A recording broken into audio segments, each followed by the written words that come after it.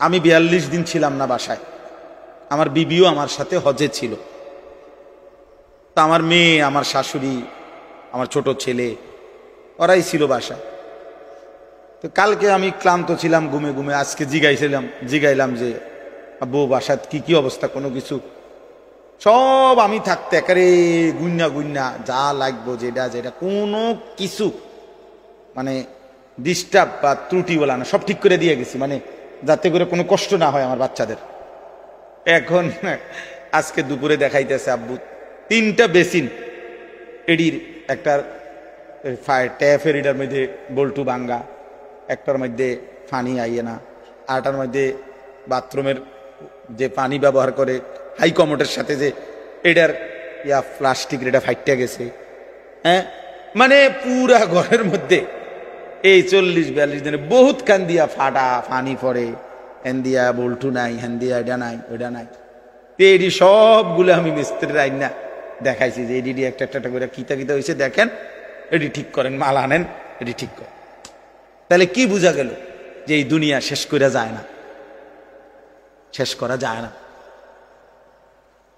আমার যেদিন মৃত্যু হবে সেদিনও দেখা যাবে সংসারের অনেক কাজ বাকি রয়ে গেছে বাকি। হয় চেয়ারের ফায়া ভাঙ্গা, জানালার ছিটকারি ভাঙ্গা, হ্যাঁ, সোফাটার মধ্যে বার্নিশ করলে বালা ছিল, ফ্রিজের তলে দিয়া পানি ভরে, নুন নাই, তেল নাই, সাবান নাই, এই না? তাহলে স্বার্থপর এই দুনিয়া শেষ করা যায় না। দুনিয়ার প্রয়োজন শেষ হয় না বন্ধু। এই বিদেশ প্রবাসী, আহা কি পরিমাণ মায়া লাগে। 12 ঘন্টা ডিউটি করে আবার আরো 6 ঘন্টা আরেক কোম্পানির স্যার কি করে 18 ঘন্টা, কেউ আর থাকে 6 ঘন্টা। এই 6 ঘন্টার মধ্যে বিশ্রাম কখন? নিজের জামাগুলা নিজে ধোয়, নিজের রান্নাটা নিজে করে। প্রবাসীগুলো বিদেশে থাকে, যে আমি তো সৌদি আরবে অনেক দূর দূর ছেলেদের কাছে গেছি, ওরা দম করে খুব মহব্বত করে। তাইলে এই নিজের রান্না নিজের, কত ছেলে যে বিশ্বাস করো ভাইয়া কি পরিমাণ কান্দে, আল্লাহর কসম। এটা যদি আমি দেখাইতে পারতাম। এখান থেকে এটা বিদেশ অনেক কষ্ট, এই কথাটা কইলে তুমি বুঝদা না ভাইয়া, অনেক কষ্ট। এটা কইলে তুমি বুঝদা না, এটা কইতে তো 1 মিনিট লাগছে, আর অনেক কষ্ট। বাস্তবতা হইলো তার চাইতে অনেক বেশি কষ্ট।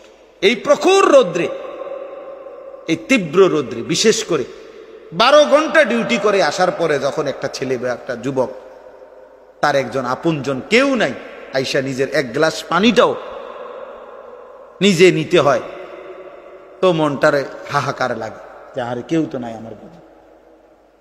অথচ 28 বছর বিদেশ করতেছে।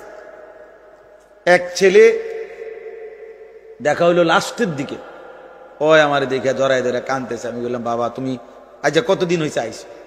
কয় হুজুর 3 বছর। এই শেষ আমার যে ছেলেটা খেজুর আইনা দিছে মদিনায়, ও ছেলেটা আপনার বলতেছে হুজুর আজ 3 বছর হয়েছে বাড়ির থেকে আসছি, একবারও যাই নাই।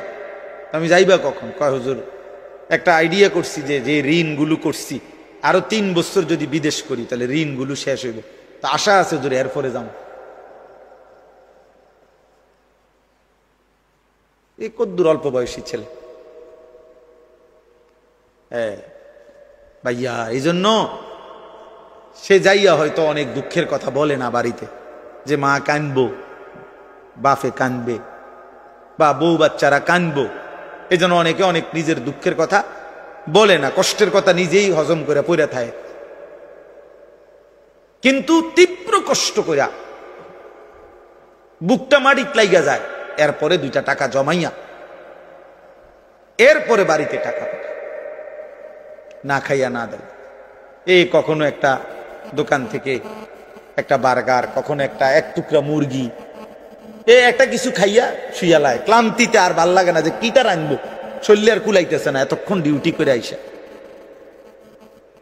আমি যেমন এই সারাদিন বয়ান করে রাত্রে 3টা 3:30টায় বাসায় যাই, ফজরের নামাজের পরে আমারে যদি কেউ একটা মানে এই টিস্যু বক্সটা যদি এনতিকে অনে নিয়ে যাইতে কয়, আমার মাথা তো আসমান ভাঙ যাবে, মানে আমার আর কিচ্ছু শরীরে কুলায় না তখন।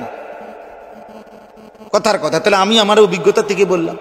তো ওই ছেলেটাও তো এরকম 12টা ঘন্টা ডিউটি করে আইসা সে যখন তার রোমে আসে, তার শরীরে আর এক বিন্দু এনার্জি থাকে না। এই জন্য দোস্ত আমার, বন্ধু আমার, স্বার্থপর বড় দুনিয়া, যে দুনিয়া কষ্টই করা যায় কিন্তু চাহিদা পূরণ হয় না, চাহিদা পূরণ। অসংখ্য যুবক আমারে বলছে প্রবাস, হুজুর এই 12 বছরে কোনোদিনও হুজুর পরিবারকে শেষ পর্যন্ত চূড়ান্ত খুশি করতে পারিনি। মাও নারাজ, বাপও নারাজ, বউ বাচ্চাও নারাজ। 5,000 টাকা দিলে কয়তে একটা বিদেশ করে, তে বুঝি তারাতে কেমনে 5,000 টাকা উঠল, তে বুঝি পারল না 10,000 টাকা দিত। কথা বুঝেন নাই? অর্থাৎ সবাই মনে করে তে আরো দিত হইতো। মাও নারাজ, বাপও নারাজ, পুতও নারাজ, জিও নারাজ, বউও নারাজ।